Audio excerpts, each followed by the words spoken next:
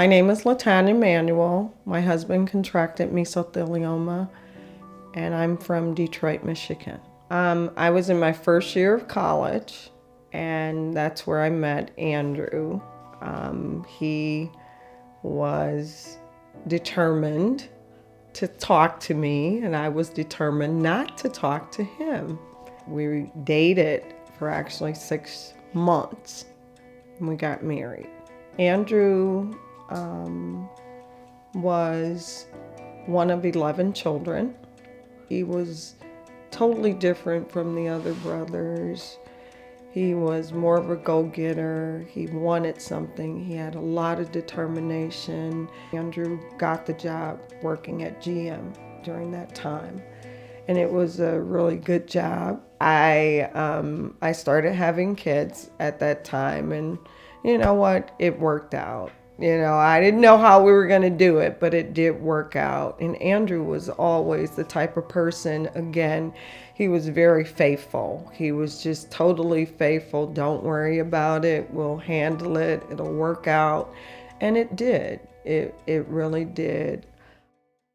The lady next door called me and she said, your husband he fell out in the backyard.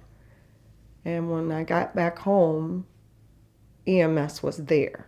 So they went ahead and took him to the hospital. After we got the results back, I thought they saw something on his lung, but they wanted us to go and speak with our doctor and find out if they could do a biopsy just to make sure. I was frantic.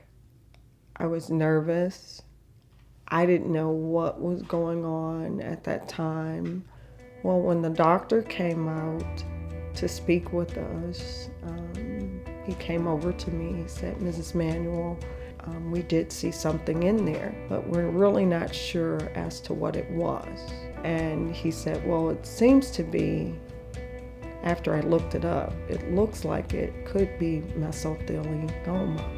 And I said, meso what? Because I had never heard the word before. It sounded like something from outer space, sounded like something, just a made-up word. He said, well, no, it's a form of cancer. I'm like, no, that's not true. I said, because Andrew's never smoked. He's never even drank. I know that he does not have cancer.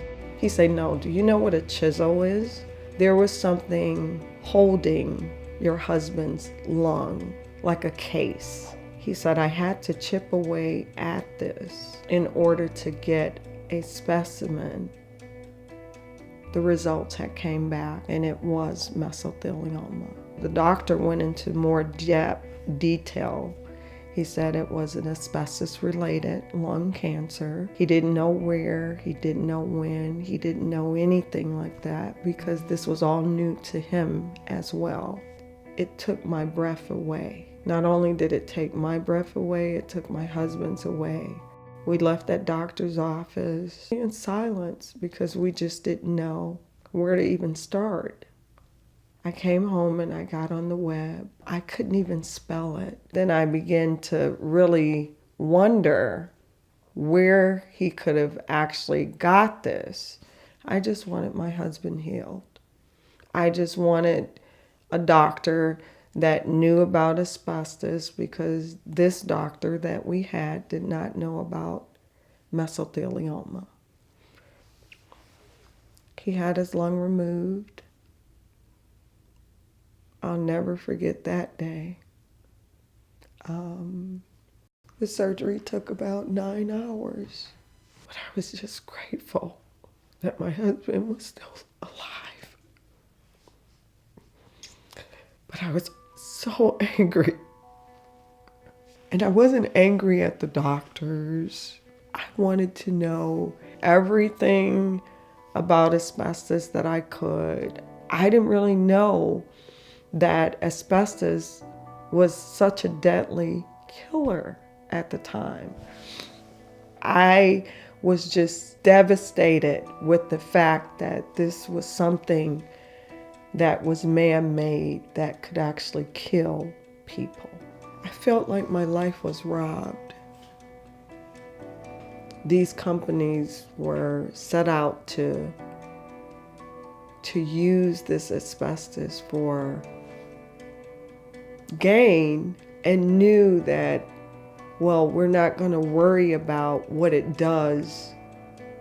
Let those people worry about what it does later. But for now, this is something that will profit me. These were human beings with families, had children, and husbands and wives, and I just can't get beyond that. I'm still trying to pick up the pieces of my life. I just felt like it was taken away from me based off of someone else's gain, someone else's cause, someone else's doing.